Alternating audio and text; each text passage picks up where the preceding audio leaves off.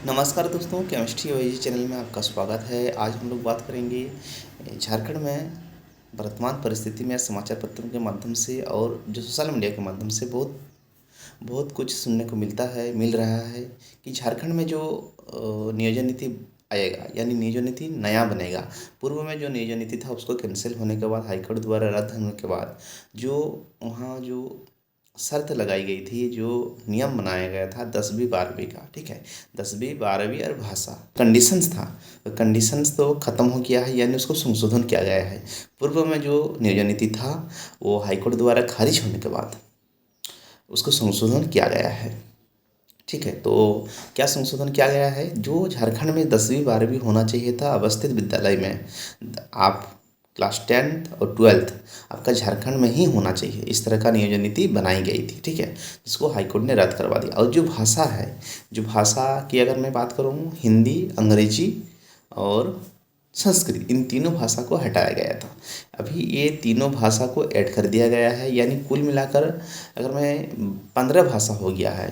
पिछले जो नियोजन नीति बनाई गई थी उसमें 12 भाषा था, 9 जनजातीय भाषा था, 3 स्थानीय भाषा था, यानी ठीक है। तो स्थानीय भाषा में उड़िया था, बंगला था और उर्दू था, ये तीनों भाषा और 9 जनजातीय भाषा, कुल मिलाकर 12 भाषा था। अभी इन तीनों भाषा को ऐड किया गया है जो नया नियोजन नीति बनेगा, यानी उसको संशोधन किया गया है। जो पूर्व में जो नियोजन नीति थी उसको संशोधन किया गया है, हिंदी, अंग्रेजी और संस्कृत, इन तीनों को भी जोड़ा गया है, ठीक है।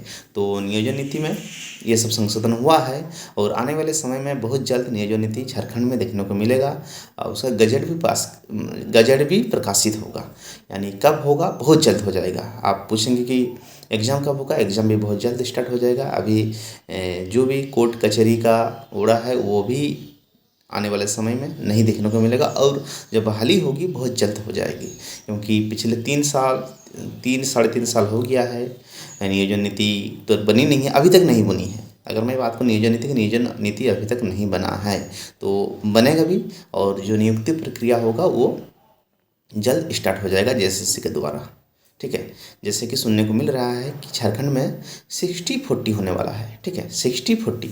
मैं उस कॉल रिकॉर्डिंग के बारे में भी नहीं जाना चाहता हूँ या होगा नहीं होगा, कि जो को फ़ोन कॉल गया था आपके पास उसमें आपने जवाब दिया, येस और नो में आपका जवाब मांगा गया था, उस आधार पर नियोजन नीति बनेगा, क्या बनेगा, कितना रेशियो होगा, जिस तरह के सुनने को मिल रहा है सोशल मीडिया के माध्यम से कि 60-40 होने वाला है। देखिए 60-40 होता क्या है?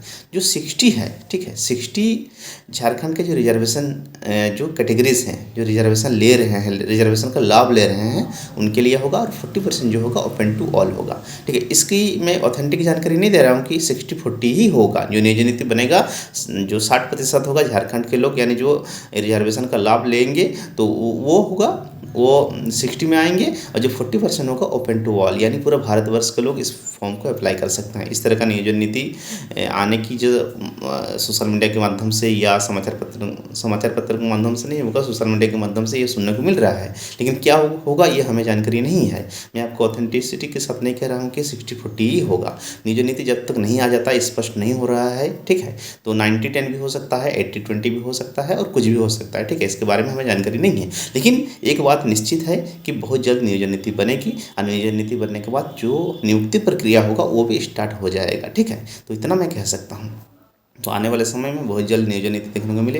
लेकिन अगर मैं बात करता हूँ पढ़ाई पर, आपका पढ़ाई कैसा होना चाहिए, आप किस तरह से जो आपको लगता है कि नियोजन नीति नहीं बना है, हम पढ़ाई अभी जारी बाद में करेंगे या नियोजन नीति बनने के बाद, नोटिफिकेशन आने के बाद, ऐसा ना करें। क्योंकि देखिए, जब पहले जो नियोजन नीति बनी थी, बहुत सारा एग्ज़ाम भी हो गया था, जूनियर इंजीनियर का एग्ज़ाम हो गया था, लैब असिस्टेंट का भी एग्ज़ाम हो गया था, ठीक है, और पीजीटी का एग्ज़ाम जो एडमिट कार्ड एडमिट कार्ड भी जारी हो गया था, लेकिन एग्ज़ाम नहीं हुआ, कैंसिल हो गया, ठीक है, आपको पता है। तो उस समय प्रिपरेशन कर रहे थे, ठीक है, तो प्रिपरेशन बीच में छूट गया है, सभी का हुआ है ऐसा कि नियोजन नीति कैंसिल होने के कारण उनको लगता है कि अभी एग्ज़ाम तो होगा नहीं, प्रिपरेशन भी बंद कर दिए हैं, ठीक है। तो आप पढ़ाई जारी रखें, आप कंटिन्यू पढ़ते रहें, ठीक है। पढ़ाई नहीं करेंगे तो नियोजन नीति बनने के बाद तुरंत एग्ज़ाम हो जाएगा, तो आपके लिए दिक्कत या परेशानी हो सकती है, ठीक है। तो आप पढ़ाई जारी रखें, कोचिंग तो किए होंगे, बहुत सारे कोचिंग भी ज्वाइनिंग कर चुके थे। तो कोचिंग अगर ज्वाइनिंग जिनका छूट गया है फिर से कोचिंग करते रहें और जो क्वेश्चंस बनाते रहें, क्वेश्चंस का प्रैक्टिस करते रहें। क्योंकि आपके अगर बुक्स की बात करूँ, बुक तो बहुत सारे मिलेंगे, बुक्स है अवेलेबल, लेकिन क्वेश्चंस का पैटर्न आपको समझना है। सिलेबस आपके पास है, सिलेबस में थोड़ा कुछ हेर फेर हो सकता है, जैसे कि भाषा को जोड़ा गया है, भाषा आएगा, जो 3 भाषा को हटाया गया था, ठीक है, हिंदी, अंग्रेजी, संस्कृत, इनका सिलेबस भी जारी हो जाएगा। बाकी जितने सारे सिलेबस में हो सकता है कि कुछ बदलाव हो भाषा के मामले में, लेकिन लेबोरेटरी असिस्टेंट में फिजिक्स, केमिस्ट्री और बायोलॉजी का है, इसमें कोई बदलाव होने के चांसेस नहीं है, ठीक है। पीजीटी के केस की बात करूँ, पीजीटी में भी सेम सिलेबस होगा, पीजीटी में भी सिलेबस में कोई परिवर्तन नहीं होने वाला है, जूनियर इंजीनियर में भी नहीं होने वाला है। जो लैंग्वेज है, लैंग्वेज में हो सकता है कि कुछ हेर फेर हो, बाकी जितने सारे भी सब्जेक्ट हैं लैंग्वेज को छोड़ के, ठीक है, उनमें कोई ऐसा परिवर्तन देखने को नहीं मिलेगा। आपको इतना यकीन के साथ मैं कह सकता हूँ, ठीक है। जो फिजिक्स, केमिस्ट्री, मैथमेटिक्स, बायोलॉजी है ना, हिस्ट्री जो पीजीटी का सिलेबस है, लैब असिस्टेंट का जो सिलेबस होगा, जूनियर इंजीनियर का, इन सब में चेंज नहीं होगा, जैसा था वैसा रहेगा। आप पढ़ते रहें, प्रैक्टिस करते रहें, क्वेश्चन सेट मारते रहें, क्वेश्चंस बनाते रहें, ठीक है। आप तो मटेरियल मिला होगा, जो भी मटेरियल मिला है आप अरेंज कर लिए हैं, तो आप उसको प्रैक्टिस करते रहें, आप पढ़ते रहें, पढ़ाई नहीं छूटनी चाहिए। अल्टीमेटली आपको क्या करना है, एग्ज़ाम पास करना होगा, यानी आपको क्वालिफाई करना होगा नौकरी पाने के लिए। कोई भी एग्ज़ाम हो, आपको अल्टीमेटली आपको क्या करना होता है, आपको एग्ज़ाम देना होगा। एग्ज़ाम में आपको यानी क्वालिफाई करना होगा। कि देखिए जितना सारा वैकेंसी आता है उससे कई गुना कैंडिडेट अपीयर होते हैं एग्ज़ाम में। सबको नौकरी नहीं मिलती है, सबको नौकरी नहीं मिलती है। जो ज़्यादा नंबर मिलेगा, जो ज़्यादा नंबर जिनको मिलता है, जो क्वालिफाई करते हैं, यानी सबसे ज़्यादा नंबर जिसको मिलता है उसी का सिलेक्शन होता है। इसलिए आपका अल्टीमेटली आपको एग्ज़ाम देना है, एग्ज़ाम में अच्छा नंबर मिलेगा तभी जाके आपका सिलेक्शन हो पाएगा।